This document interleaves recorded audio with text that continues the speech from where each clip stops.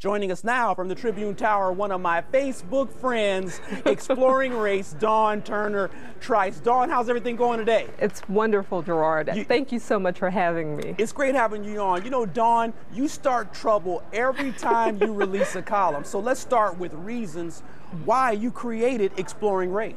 Well, last year in January, when Barack Obama won the Iowa caucuses, we were all stunned, and we wanted to know what was going on with race. He won in a state that was overwhelmingly white, and you have this man of color. So I proposed to my editor to let's do something online examining race in America, because having been black all my life, I felt like I've thought about it deeply and I've discussed it, and I like many other Americans, I was just totally caught off guard. And now that January of 2008 seems like it was a decade ago, so much has happened since then, and we have been exploring race ever since then. You know, they are blowing up Facebook and Twitter already because you're on the show tonight. I got an Obama question for you, but Charles says, I'm glad you're talking about this with Dawn Turner Trice, because so many people think that the nation has changed when Barack Obama became president. He goes on to say that we must continue to talk about race until people stop mitigating racism through excuses labeled conservatism and religion. You know, go ahead. Yeah, and I've heard since the election, I've heard, and you've heard, so many people talk about us living in a post-racial society.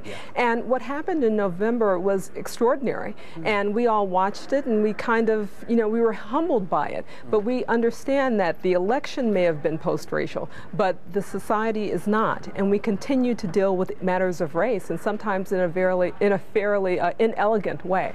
You know, that's a good point. And when we talk about matters of race along with Obama speak, I saw in one of your columns, Obama talk, it's like when the president speaks, white people hear one thing, but black people hear another. I mean, come on, Dawn, how could that be? I mean, we're human beings. Well, I mean, politicians in general, if we put Barack Obama to the side for a second, I mean, they are fairly adept in using language in certain ways to speak to certain groups. George Bush did this very well along the campaign trail, as well as president, when he was speaking to the evangelicals, evangelical Christians, and talking to them and using language directly to them. But there was a wonderful article on the online journal Politico in which there was a discussion about Barack Obama having visited this little cafe in Washington, and when the cashier asked him if he wanted his change, and he said, "No, we straight," you know. And that was like, and then one of the reporters in the pool that was covering Obama corrected the language to say, "No, we're straight."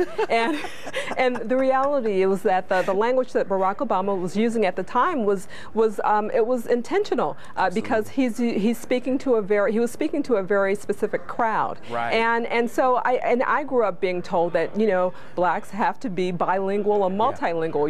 You can use a certain way of speaking with one particular crowd, and then you have to know when to go back and forth, when to speak the king's language or to speak a little slang every now and then. And President Obama, he's amazing when it comes to code switching. You know? Absolutely, and I think part of that stems from, I think he's a natural, because he talked about really having to find his place in various communities and and really trying to identify himself, but also he was confronted with the whole issue of being black enough, and early on in this campaign and in several before that, and so this whole idea of language kind of giving him currency into various communities, I think is something that's very important. That's a good point. You know, President Obama's platform has changed.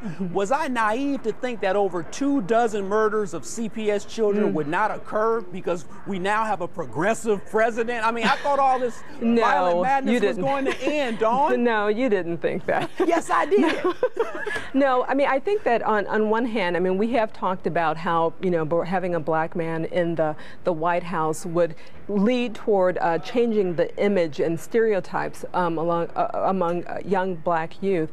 But the reality is that there's so many problems that are that one election will not fix, and we have to just work really hard to allow those 27 children, and they will be invisible if we don't continue to bring attention to them and to say that there were 32 by Tribune's count kids who were killed last year and 27 so far this school year, and that's an atrocity. That's a tragedy. You Yes. know, while we're speaking of stereotypes, redefining black female stereotypes. Yeah. You know, while I think we should be concentrating on Michelle Obama's education reform statements, it seems as if everyone else is concentrating on her wearing sleeveless dresses. On her guns. You know, what's up with that? Well, I mean, we are involved sometimes too much in the petty instead of the things that really matter. But when we talk about that, I think that we can't get away from, it's one thing. David Brooks of the New York Times talked about her arms and called them thunder and lightning, and because she's very well toned. Yeah. But the reality is that maybe there will be. I've been saying that Barack Obama will play a role in kind of melding the cool with the intellectual, and for young black men, for young black men, and we were talking about that a few minutes ago with CPS. But I think that one of the things that Michelle Obama can do and may do is kind of change the image or the stereotypes surrounding black women, and range the gamut from the Jezebel to the mammy to the kind of loose woman, and so maybe there's a bit of that, and we don't want to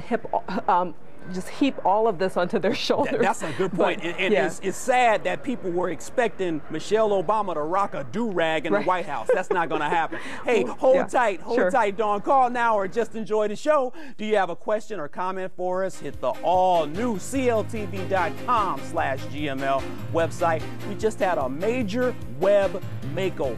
Or hit us now at 630-575-TALK. Stay right there. Garrard McClendon Live returns.